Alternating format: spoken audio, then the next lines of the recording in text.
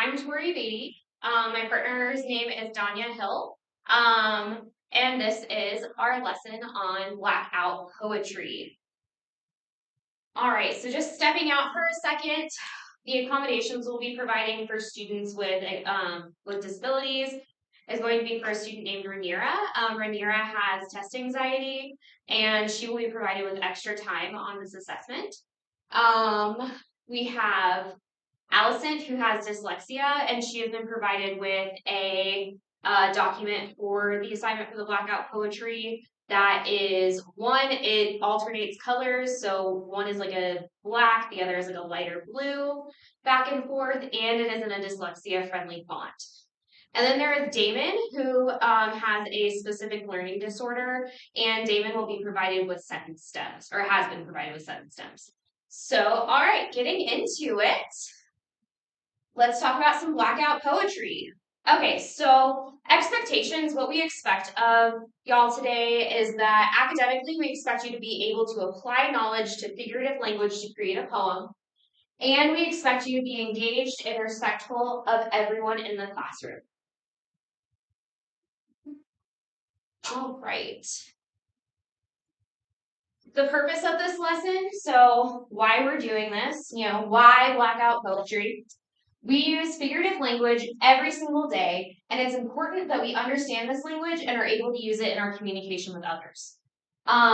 We want to challenge you to express yourself by having to use someone else's words. That can be a little bit tricky, but it's a fun challenge. Piecing together figurative language and finding ways to or not to self-express. And keep in mind, this is the end of our figurative language unit in a lesson of 3. So we're going to put the skills that we learned in those first 2 lessons to the test today. All right, guys? All righty. So you will be able to find outlets of expression by using Blackout poetry.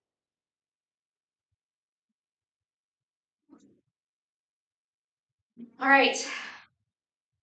Get ready, set, warm up. We want you all to think about, journal about, or draw about, it is your choice, how you express yourself. We're going to give you, as you can see, 1 minute to do this, and it'll have a timer with music and rain sounds for y'all, okay? Awesome. All right, y'all ready? Set, warm up.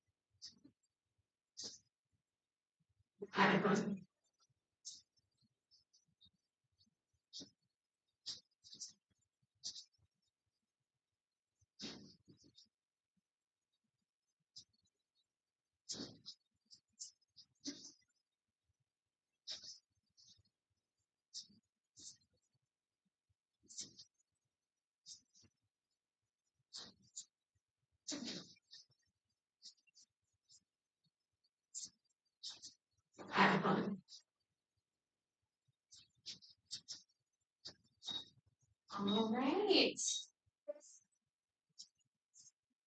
Now that y'all thought about this, about how you express yourselves, we would like you to pair up with a partner or a small group no larger than 3, and talk about what you came up with your partner, how y'all express yourselves in your everyday lives. We're going to give you 2 minutes to do this, and again, we're going to use the same type of timer, but this time set for 2 minutes. All right, so y'all go ahead and discuss.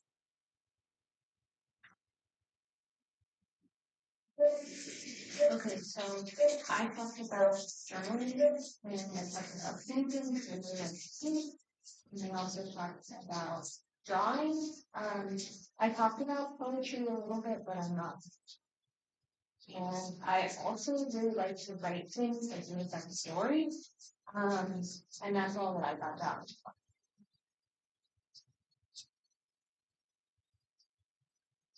Cool. Sounds like y'all really have some awesome examples of how you express yourself. Did y'all find any like commonalities? Yeah, we both like to paint, and we both like to make up. Oh, how fun. Have you ever taken art, since y'all both seem to really like art, and like mishmashed it together, like taken art that's already made, like from magazines, like done collages? No, Kind of like blackout poetry, but for like art. that's cool. Yeah. I've never done that. Awesome. Okay. Cool. Well, we're going to share with the class here in just a moment, okay? So y'all make sure that you figure out what and what we're going to share, okay? Okay, cool. Awesome. So what did y'all come up with? Yeah, I'm hearing some really great things that y'all are coming up with. That's amazing. It's so amazing. Yeah. You like writing? Oh, okay. Do you ever write poetry? Yeah? Okay. That's amazing. Awesome. That sounds like some really great ways to express yourself. Thank you all for sharing. Yeah, and make sure that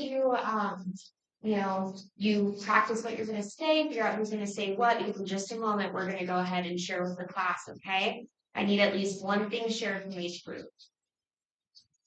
Alrighty.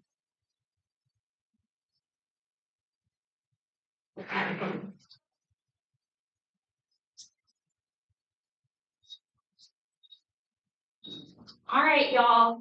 Our time is up, so that was 2 minutes. And we are going to move right along. So now that y'all have thought about it and shared about it with a partner, we would like to ask y'all to share a little bit of class. So this is the share portion. All right, so we have some questions for y'all. What did you and your partner talk about? What similarities or differences did you find? And did you learn a new way people could express themselves? Yes, Alexis. So me and my partner just talked about the ways that we express ourselves, and we found that our similarities were painting and writing like stories and making up stories. But a difference that we had was that my partner thought, my partner liked to express themselves like sports and doing stuff like that. Okay. And I don't really do that very much. And we learned a new way people can express themselves was that because we both like art, he came up to us and talked to us about how we could use magazines to make new art, and that was really cool. Cool. Y'all taught me something too. I didn't even think about sports as a way that you could express yourself, but that makes so much sense. Could y'all give me some more examples of that? Yeah. So my partner talked about how when they play sports, it's really easy for them to get out all of their emotions in a way that they feel is safe instead of maybe being angry at somebody else. And I never thought about it that way either, but it was really cool. Oh, wow, I hadn't thought about that either. That is a really good point. Wow. Okay. Awesome. And what about y'all over there? Yes. Yeah. No, like dance is a great way to express yourself. That's another type of sport. That's amazing. Yeah, we have time for one more. In the back. Yeah, yes, like great answer. You know, expressing yourself through art is like really important, and I'm so glad that you have that medium. Awesome answers, guys. Those are some great examples of ways that you can express yourself. Like how fun and how cool. I feel like I learned so much about y'all. All right, so let's talk about blackout poetry. So blackout poetry is where you take somebody else's work. So you can see this is a page from a book. And you go and you find the words that really stick out to you, or the figurative language that really sticks out to you.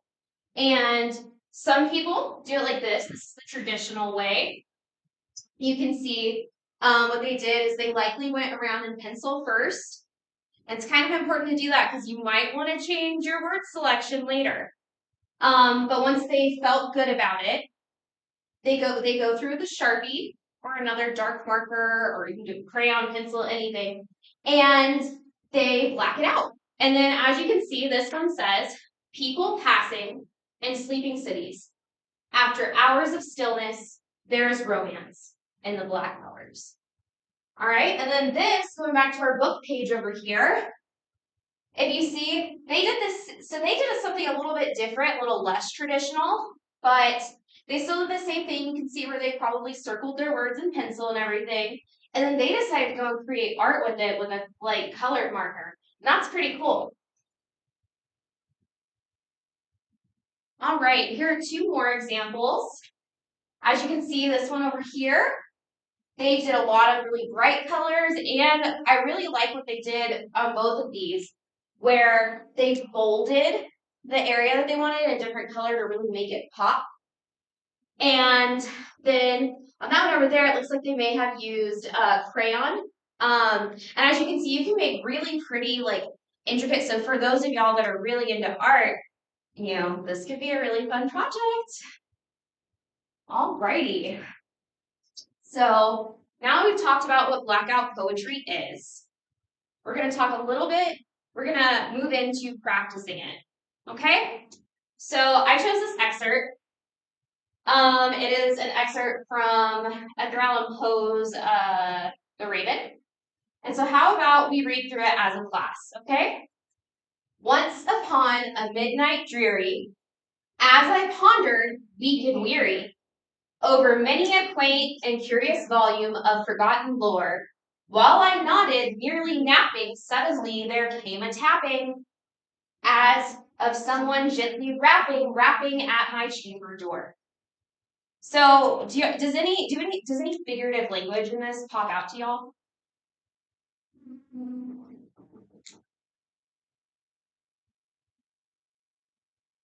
Yes, Alexis. Would like weak and weary be figurative language? It is. Do you know what kind it is?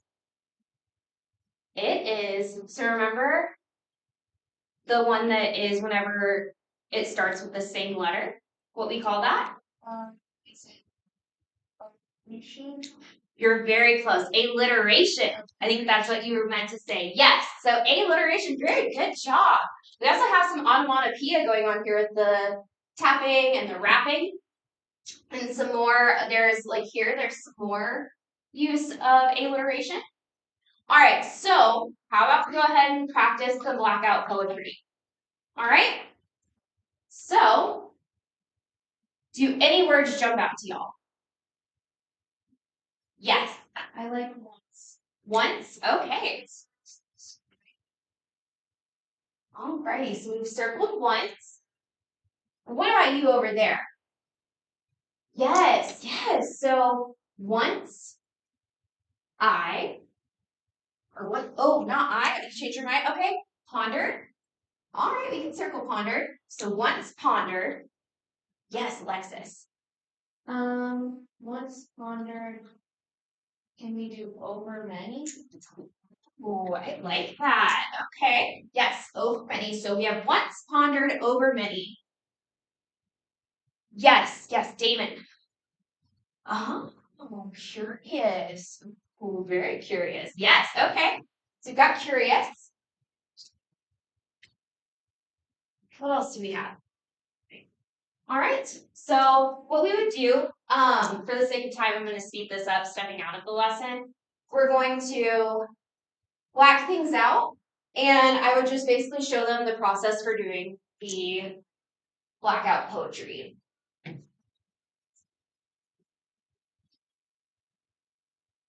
Alrighty. All right, y'all, that was a great job, like practicing together. So now we're gonna move into this. What if you don't want to do it? Well, we have digital blackout that you can do on a Google Doc. So you can do it the same thing, just on a digital thing on the computer. We have cut and paste. So you can cut the words out. And here is where Danya and I would do our differentiation. But basically what the plan was is I would take the students who are below, just at or below grade level reading, and Danya was going to take the students who are above grade level reading, and we have differentiated the selection of work they have. So basically I have 3 that are from different books for them to choose from that are consistent and good for students who need a little bit extra support. And Danya chose text, same thing, a variety of pages for people to choose from and work with that support their reading level better. And what we were going to do is also, I would work more closely with identifying figurative language with these students. All right, so now that we did that after we stepped out, stepping back in. All right, y'all, it's your turn. So I'm going to go ahead and release the reins and I'll be walking around and checking in with y'all. Y'all have about 6 or so minutes stepping out. In actuality, it's way less than that. But for the sake of this, you would have about 6 or so minutes to complete this task. And as I said at the beginning, Rhaenyra would have more time to complete this task to accommodate her disability of test anxiety or assessment anxiety.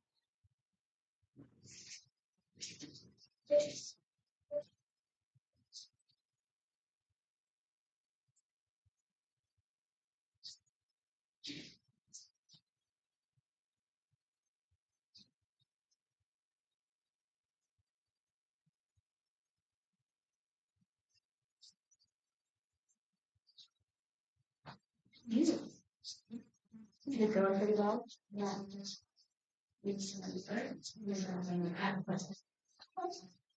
I noticed you chose like a colored marker. Are you gonna make this into like something artsy? Yeah. Oh, how fun! Yeah. How fun! Okay, I can't wait to see it. What are you working? Yeah, yeah. And did you notice any figurative language that really just like popped out to you on this page? Which one did you choose? You went with the Percy Jackson. I love Percy Jackson too. Okay, okay. So what about you? Which page did you choose? You went with something from Return of the King. Oh, interesting. Do you like Lord of the Rings? Okay. Did any figurative language really pop out to you while you were like just glancing it over? It did. Oh, okay. You noticed some assonance. Oh, we always think of alliteration, but we don't often think of assonance. That's awesome. Okay. Yeah, good job. Good job. All right. Thanks.